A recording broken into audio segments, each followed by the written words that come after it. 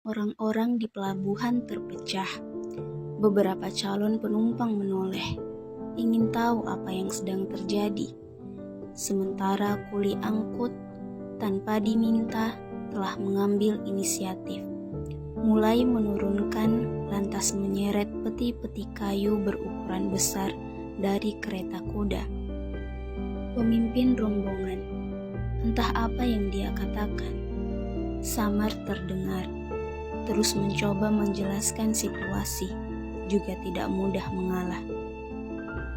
5 menit bersih tegang, satu di antara tentara itu melepas helm, mendengus pelan, akhirnya mengangguk. Serdadu itu menyerah, mempersilahkan kereta kuda itu maju lebih dalam.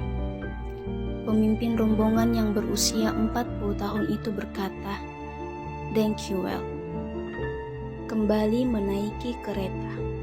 Pastilah bukan rombongan biasa seperti penumpang lain, karena jarang sekali kereta kuda pribumi bisa masuk dermaga. Seharusnya parkir di luar pelabuhan. Sais mengelah kuda, kereta itu bergerak lagi, membuat beberapa kuli angkut jadi saling tatap, bingung, karena mereka terlanjur menurunkan peti-peti kayu dan beberapa tas besar. Pemimpin rombongan melihat kebingungan mereka. Dengan bahasa setempat berseru, menyuruh kuli agar menaikkan lagi barang bawaan. Kuli angkut dengan tubuh hitam berminyak karena terlalu sering dipanggang cahaya matahari, menggaruk rambut kasar yang tidak gatal. Kepalang tanggung, namanya juga kuli, mereka akhirnya tetap memilih menggotong barang-barang bawaan itu 50 meter menuju anak tangga kapal, tersenggal di belakang kereta kuda. Ada 2 anak perempuan usia 9 dan 15 tahun di atas kereta kuda. Mereka memperhatikan para kuli yang beringsut membawa beban di belakang kereta kuda yang terus maju. Yang paling kecil dari gadis kecil itu mendongak, berbicara pada pemimpin rombongan, yang menilik dari wajahnya, pastilah ayah mereka. "Kenapa Papa membiarkan mereka membawa barang-barang kita?" Si bungsu berkata pelan, menoleh berkali-kali ke belakang, wajahnya sedikit cemas. "Memang itu pekerjaan mereka, Ana." Bukan ayahnya yang menjawab, melainkan suara wanita yang duduk di depan.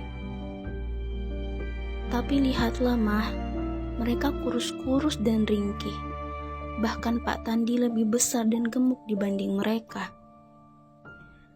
Bagaimana kalau tasnya jatuh, terguling masuk ke dalam laut?" Mata si bungsu menyipit. Ayah mereka tertawa, mengelus kepala si bungsu. "Jangan khawatir, Ana. Mereka lebih kuat dibanding yang terlihat. Mereka terbiasa membawa barang naik turun kapal. Tidak perlu dirisaukan."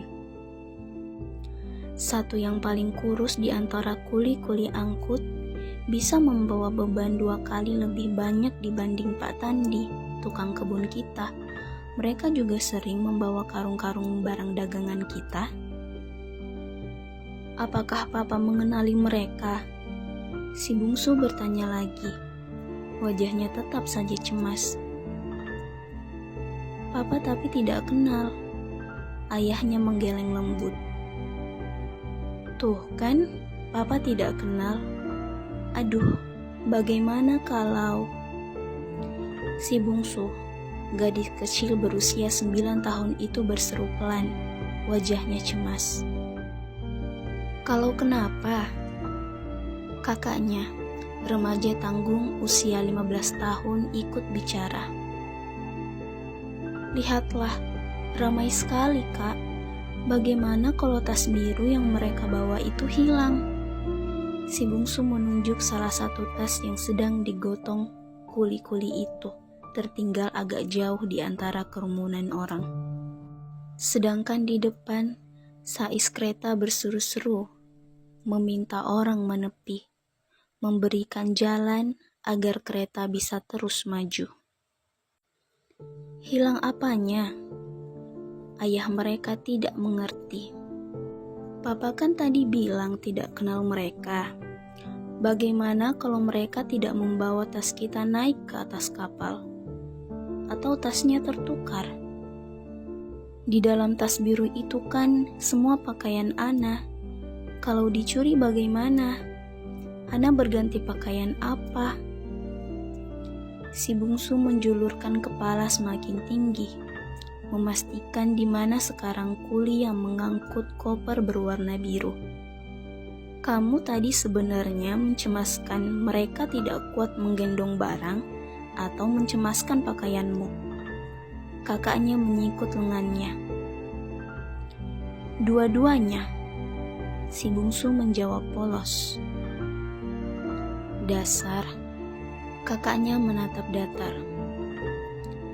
Kalau sampai tas biru itu hilang, berarti hingga tiba di Mekah, kamu tidak berganti pakaian. Terus yang ini saja selama 9 bulan.